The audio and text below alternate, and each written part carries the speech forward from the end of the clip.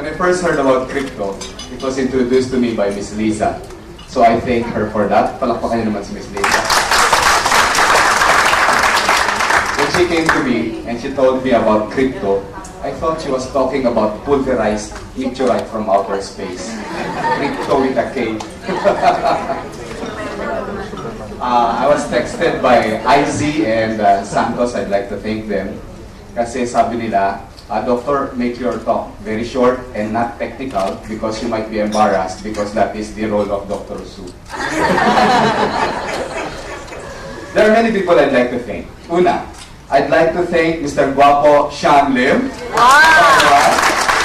for making me part of Global Life Philippines. He's from Singapore, But I'd like to thank our President, Ma'am Lila Makapinla. She's a Filipina. Pero that is for making me a part of Global Life Singapore.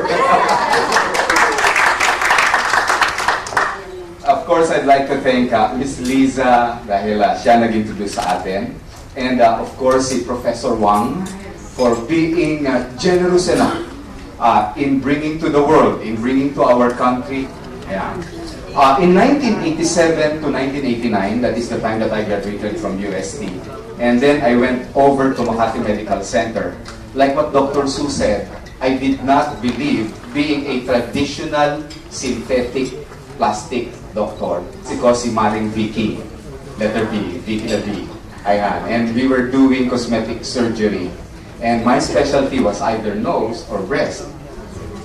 But at that time, ang Secretary of Health was Dr. Flavier, and he said, you know, there are a lot of other things that you can do, and that is good for the Filipinos, and you should go back to basic. Yeah. My most notable experience when I went to Singapore with Ms. Lila and mentioned it, is a case of multiple sclerosis. That is an illness where doctors do not know what causes it, so doctors do not know what to treat it with. So doctors will only prescribe steroids. That is our secret, if you must know. This beautiful lady, about 40-ish, came to my clinic and she's using a cane. And she has been on steroid for about 8 or 9 years, and it has damaged a lot of her organs from liver to kidney, and she's ready to quit. Pero sayang, because she writes very well. And she gives lecture for a religious organization. And we started her on PIPAR and crypto. Amazingly, in less than 2 months' time, in 1.5, when she came, she doesn't use her cane anymore. Wow. And the husband was very happy.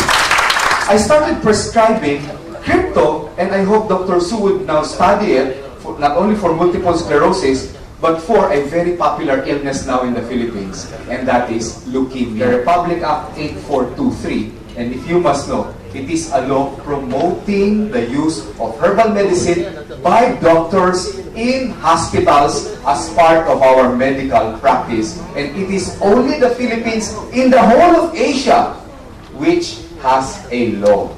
It is very, very vital to start with cleansing. Next slide, please. After the cleansing, now I give my nutrition or nourishment. This I use 5 tablets 3 times a day. Dr. Agobon uses 30 per day. Maybe for some people who find it more economical, they use 1 sachet per day. It contains 15 tablets. So it doesn't hurt much if they pay for 1 sachet per day. Now I put this sa patient for a minimum of 3 months. This is where I see a lot of positive results. Now si Dr. Wang is the best and the only one who can manufacture the correct kind of CRYPTOMONADALES. Salamat po. This event